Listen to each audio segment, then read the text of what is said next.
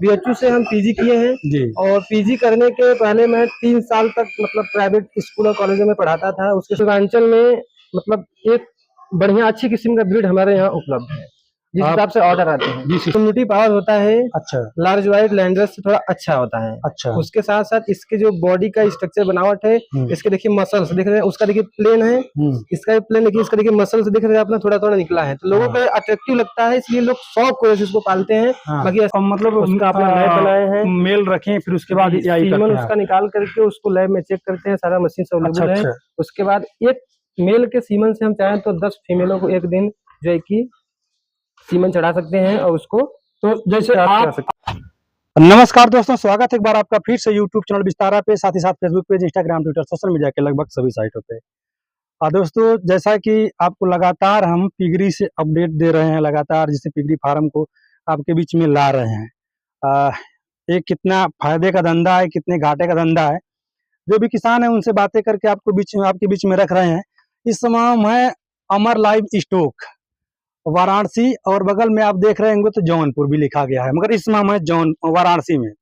और अमर भाई हमारे बीच में है, एक युवा है, और युवा फार्मर के साथ साथ इनके बारे में और चीजें जानेंगे और आपको बताएंगे। बायोसिक्योरिटी का खासा ध्यान रखा गया है। हम लोग बाहर आए हैं, अभी खड़े हैं। बायोसिक्योरिटी के लिए देखिए हम लोगों के ऊपर स्प्रे किया जाएगा, और आप भी इसको रखिए, जरूरी भी है। और अमर भाई इसमें क्या है? इसमें आपका पानी है और उसके साथ साथ इसमें जो डिसइंफेक्ट का दवा है, डिसइंफेक्ट में कई सारे दवा आता है, कोर्सुलिन, बिल्कोनेस। इसमें हम कोर्सुलिन मिक्स किए हैं, जिससे जो भी बैक्टीरिया और वायरस हम लोग के बॉडी पे, कपड़े पे होगा, सब जो है कि मर जाएंगे। मतलब कि ये रूल सबके लिए लागू होता है, चाहे घर का हो? जी, गेट से अंदर जाने के पहले इस पे आपके ऊपर होगा। अभी अमर भाई के बारे में हम और चीजें जानेंगे, इनके पता के बारे में जानेंगे, इनके बारे में जानेंगे। इससे पहले हम लोग बायोसिक्योरिटी से गुजरे हैं, एक प्रकार से देखा जाए तो स्प्रे हो गया है, और हम लोग ये शूज चेंज करेंगे, स्लीपर पहनेंगे हम लोग। ये जो स्लीपर स्पेशली अंदर के लिए है, बाहर नहीं जाता है।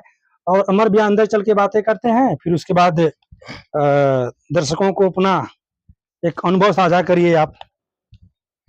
देखिए, सबसे पहले हम लोग एंट्री करते हैं, तो ये जो आपका ये पहला शेड है, ये सबसे पहला शेड है। टोटल हमारे पास यहाँ पे 4 शेड हैं जी। ये पहला शेड है, और उसके बगल में दूसरा शेड है, और इधर तीसरा शेड है, और इसके बगल में चौथा शेड है। पहले शेड से शुरुआत किया जाए और पहले शेड के अंदर चले, फिर उसके बाद परिचय दीजिए पहले अपना आप, क्योंकि युवा है और इतनी कम उम्र में इतना। देखिए, जैसे ही आप आते हैं, यहाँ पे चूना का छिड़काव किया गया है, आप देख सकते हैं पूरी तरह से। बारिश की वजह से चूना धुल गया है। चूना यहाँ पे रखा रहता है हमेशा के लिए। इससे क्या होता है कि उसके पैर को आपके रेकी लगा करके चूना अंदर आना, रब जैसे आप जैसे आते हैं फार्म में एंट्री करते हैं, तो ऐसे आप रब कर लीजिए कि जो बैक्टीरिया है मर जाएंगे। और आइए अंदर।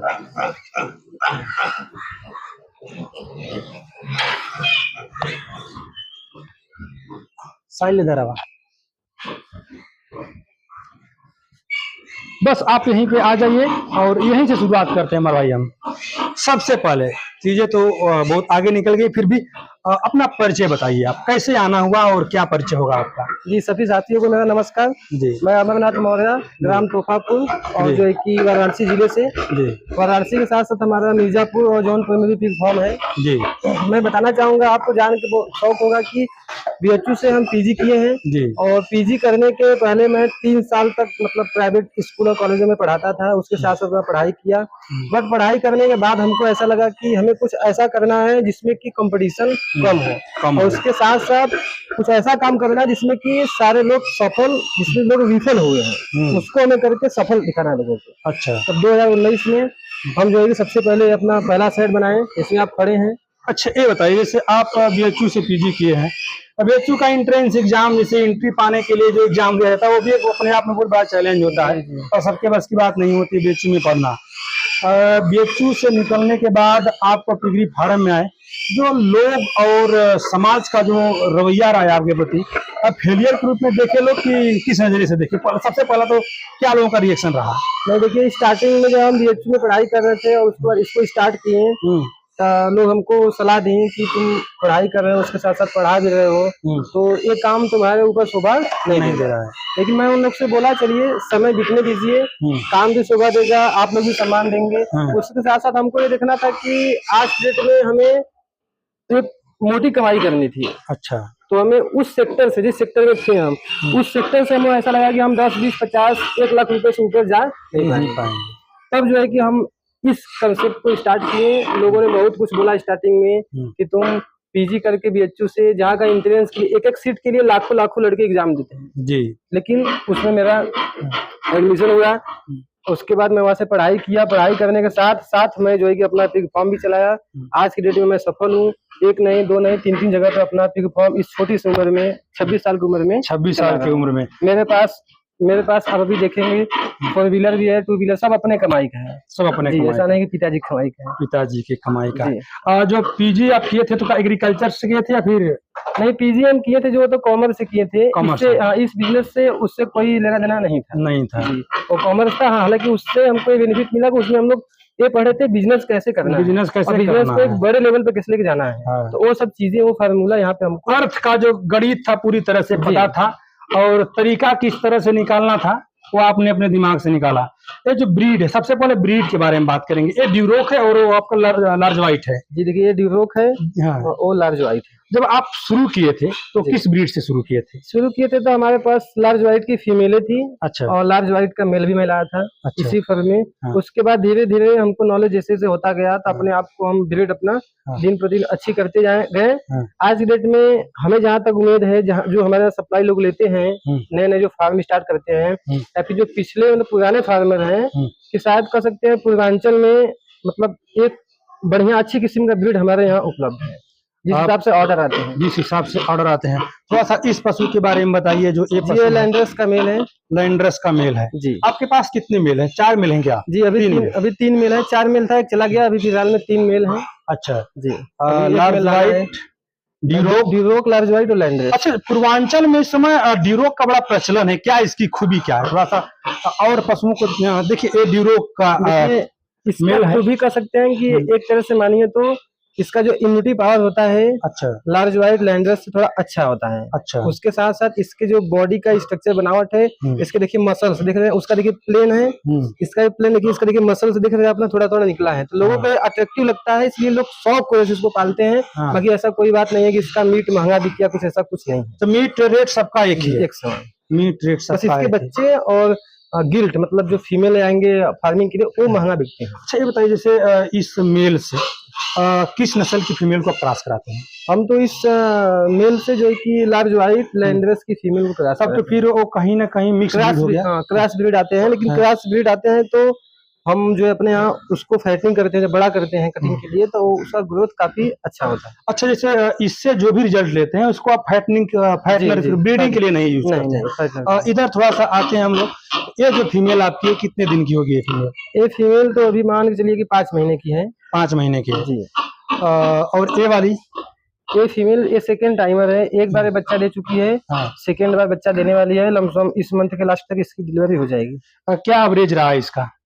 अगले बार जो है कि इसका एवरेज 8+ रहा। इस बार जहाँ तक उम्मीद है 10 बच्चे देगी। इस बार 10 बच्चे देगी।